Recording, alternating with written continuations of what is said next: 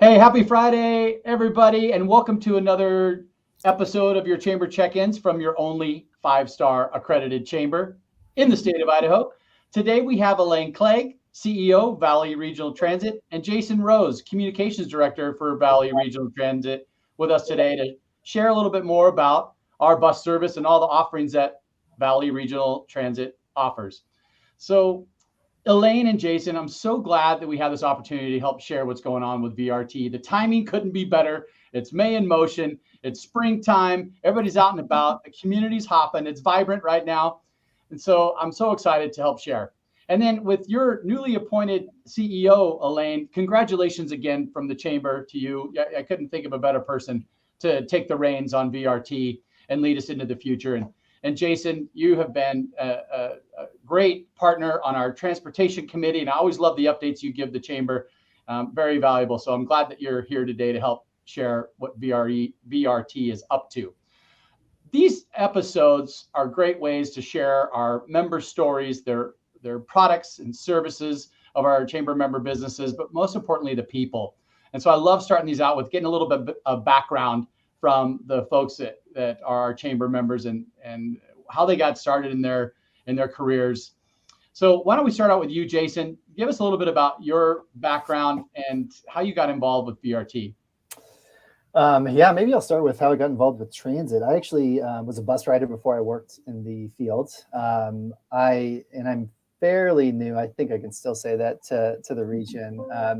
My wife and I moved here about a year and a half ago from Nebraska. So we were in Omaha, and I was a bus rider, and I actually worked at the university there, and there was a pass program, a bus pass program, and that's one thing we'll talk about in a little bit. But that was a huge open door for me to try transit. So I started riding the bus. I happened to be looking for a career change and found it at the transit agency there. So I worked in Omaha at the transit agency for about 6 years, doing similar work to what I am doing here with communications and marketing and outreach. The first big project and the main project I worked on was a bus rapid transit project, which is, for those that don't know, kind of an enhanced bus system. It's much like a light rail with enhanced stations and bigger buses and better amenities and faster run times and things like that along a main corridor in the city, which kind of mimics State Street. It's very similar to some of the work we're talking about on State Street. Great experience, but then I came out to Boise about a year and a half ago, and I mean, we love it here. I live on the bench and take the number 6 bus route. That's awesome. Thanks, Jason, and welcome to Boise. Thanks. I'm glad to have you and your expertise and talent here. Elaine, tell us a little bit about your history and get us up to speed. Well, thank you, Paul, and thank you for recognizing me as the new CEO. It's been quite a ride already, having a lot of fun. I started riding a bus really early. My mother didn't drive a car. We lived in Denver, and we had buses that went all over town, and I rode them with her and my sister, and we learned how to get all over the place, even in a big city. Denver was about the size, well, a little bit bigger than Boise is today at that point, and so it seemed awfully big, having come from Boise, because I was born here. We came back when I was about 10, and my grandparents still lived downtown. We lived on the bench, so I still used the bus. Even when I got back to Boise, I rode the bus here and rode my bike, and that was mainly how I got around until I learned how to drive a little bit later. And so I've always really enjoyed that as an option for transportation. Many of you also know I ride my bike a lot, even today. And for me, it's never been about any one kind of transportation, but having the ability to travel in lots of different ways, depending on what the trip is and what's the best way for you today to make that trip. And so having a robust bus system, I think, is going to be incredibly important to us as a region, so that other people can have those choices, some of which they may not have today. I love it.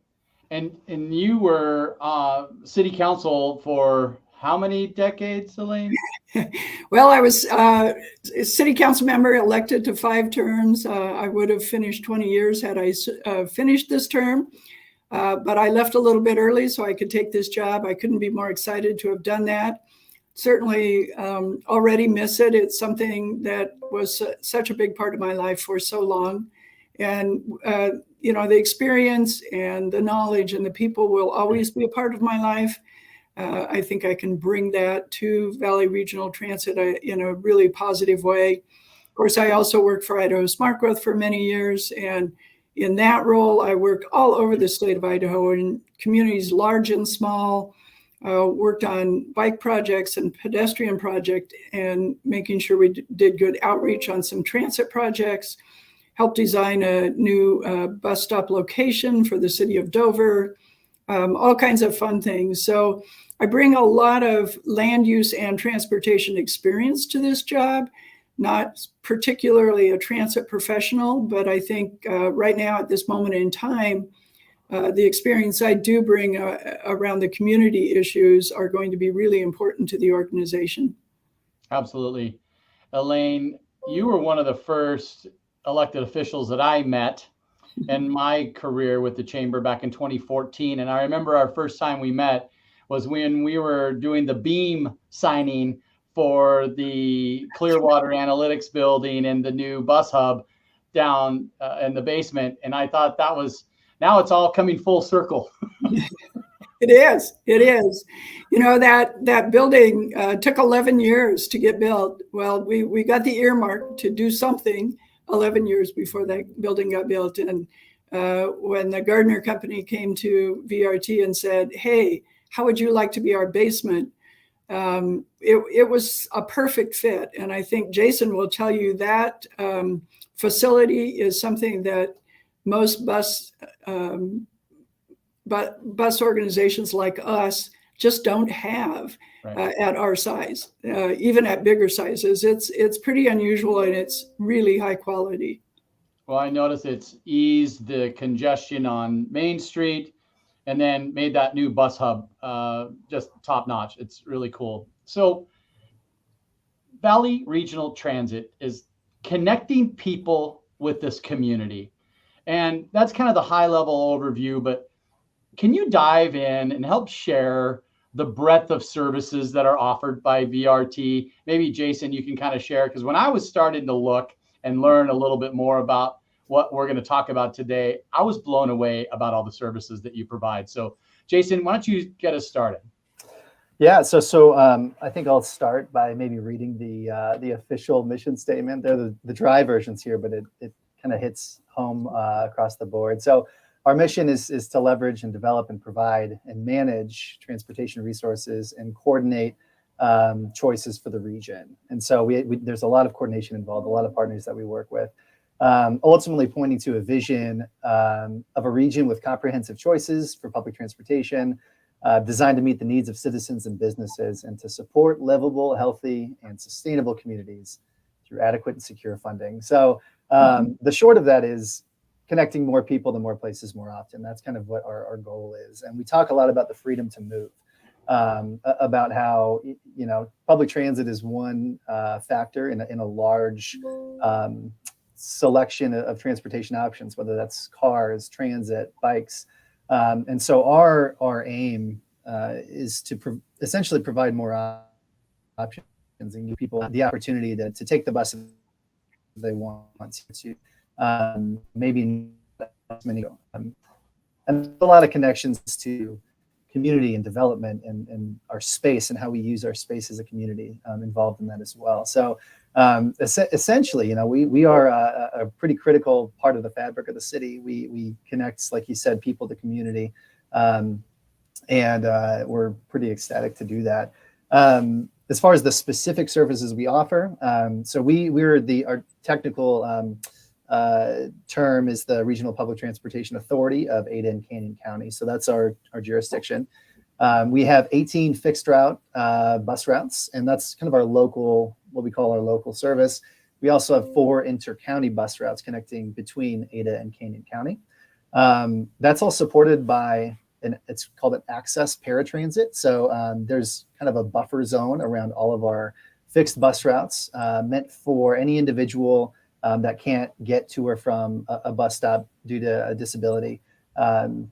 And so there's the fixed route, there's our regular routes, the things you would think of when you think of the bus.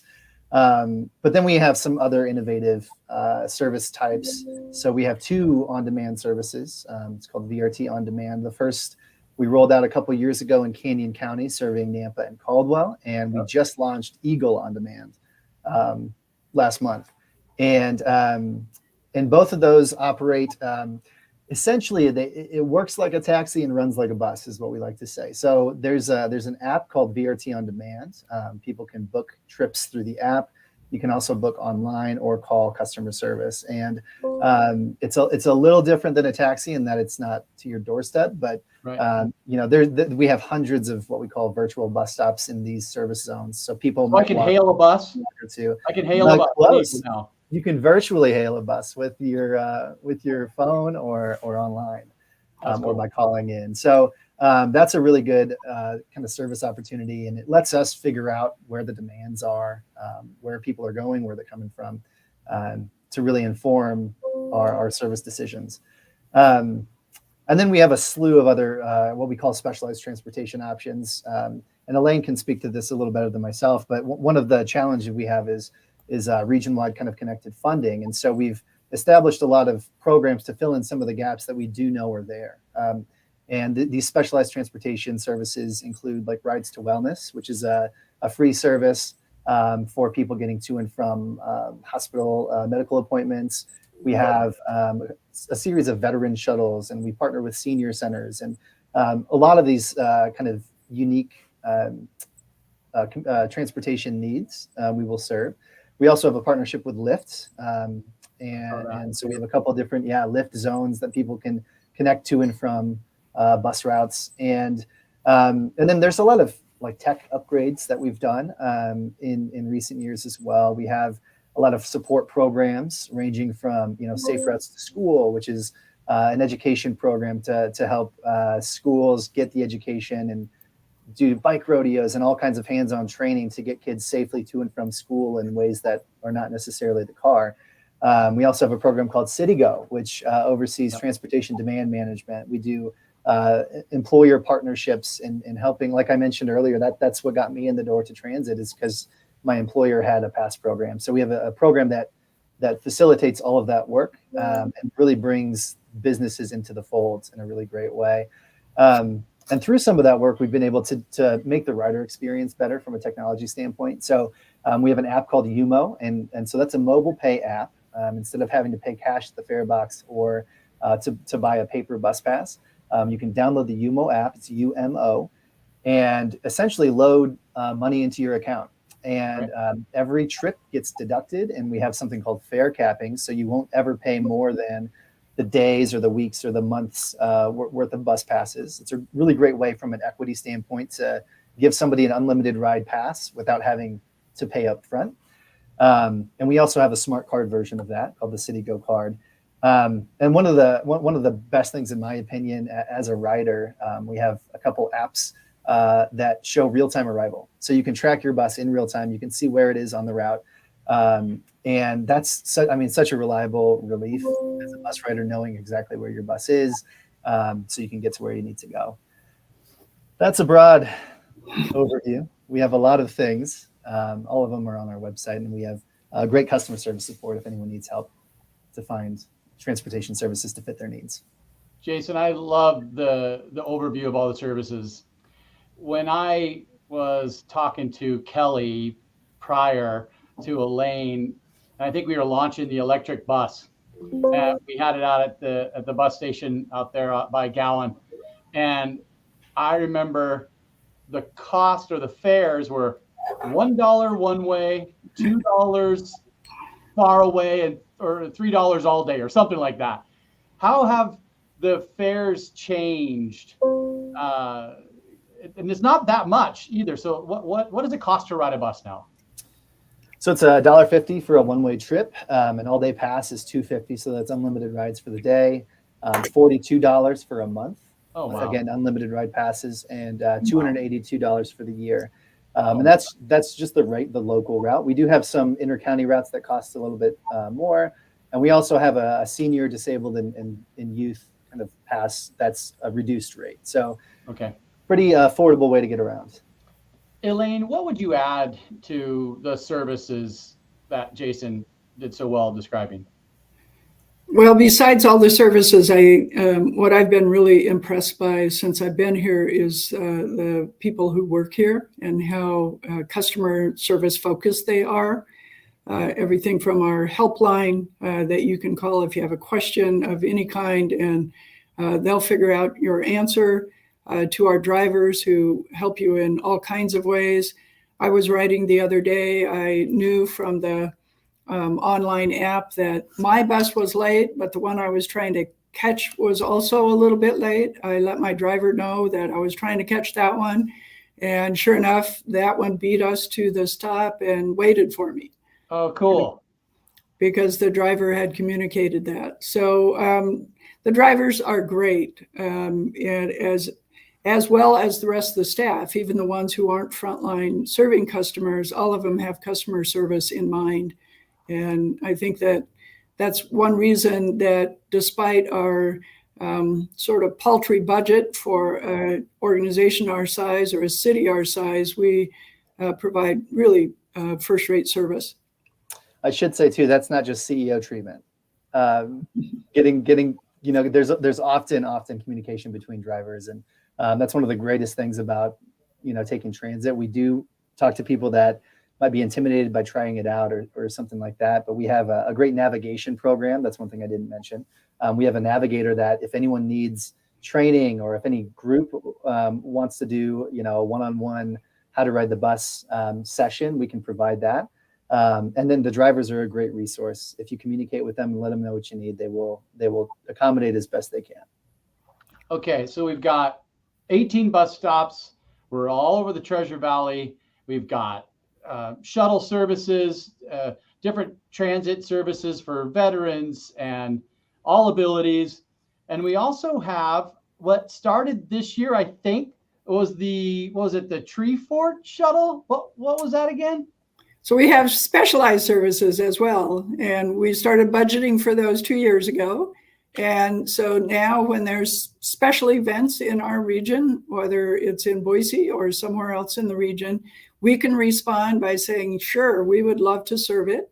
We have to figure out a way to make that work well. In the case of Treefort, we did a shuttle between all of the locations where different bands were performing. That shuttle was free. It had bands on board. It became a place all of its own where people would go to listen to music, and some of them I hear just rode around. I happened to be out of town at the time, so I didn't get to ride it this year, but it was a tremendous success.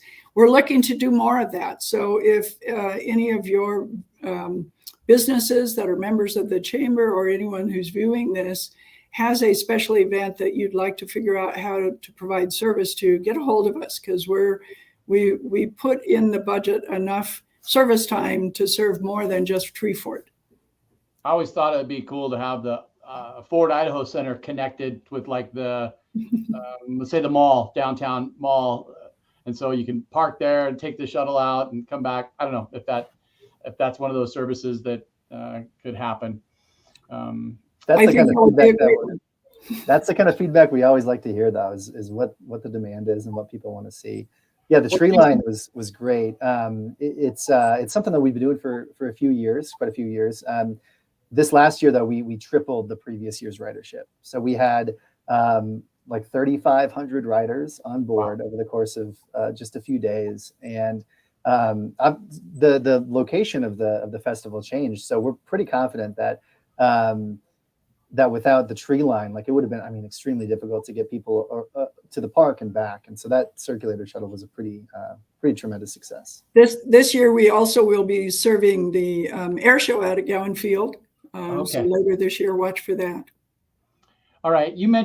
Jason, you mentioned feedback. And so I think we should segue and spend a little bit of time talking about this new initiative and how and when folks can give feedback I'm going to pull up this map here. This is the vision for the Better Bus vision, and it's encapsulates, Boise all the way out to Caldwell. Maybe help me understand and help share what you're showing here through this graphic. Sure. So let me start if I can. I was just going to ask you to, Elaine. Perfect.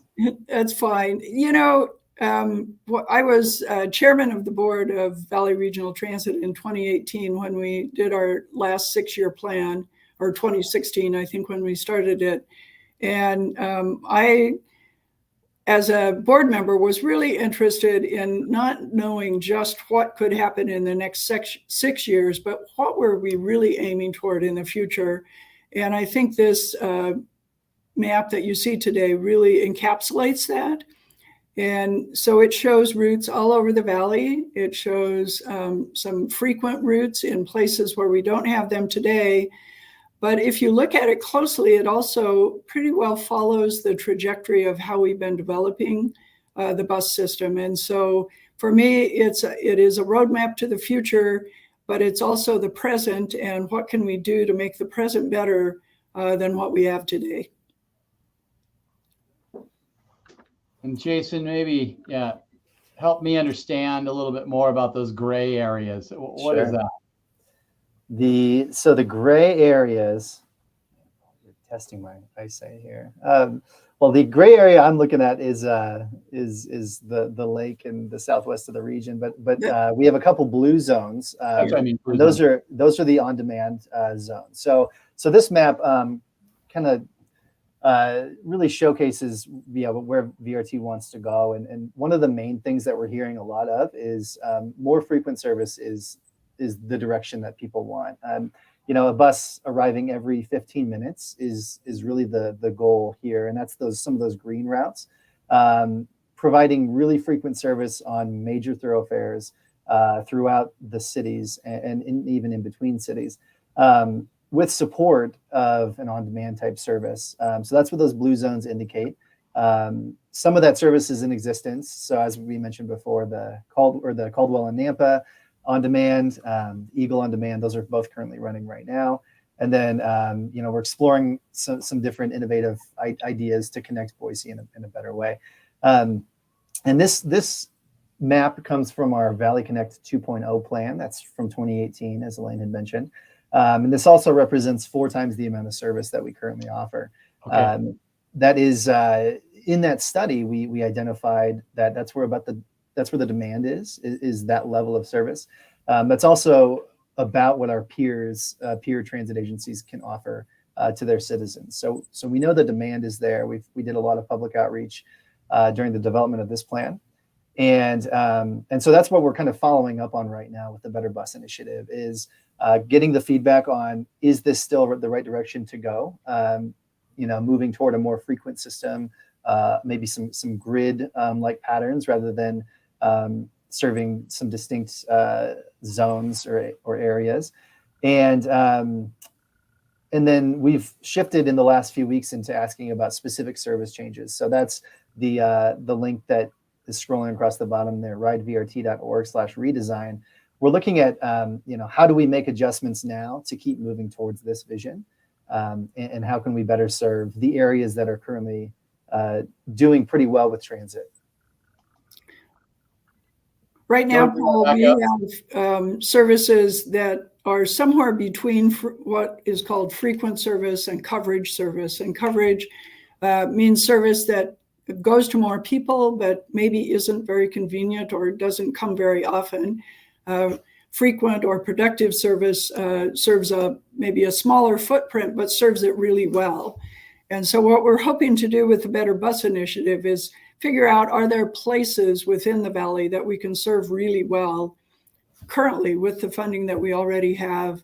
And does that come at the expense of some of the coverage, or are there ways that we can still provide at least some of that coverage in the meantime?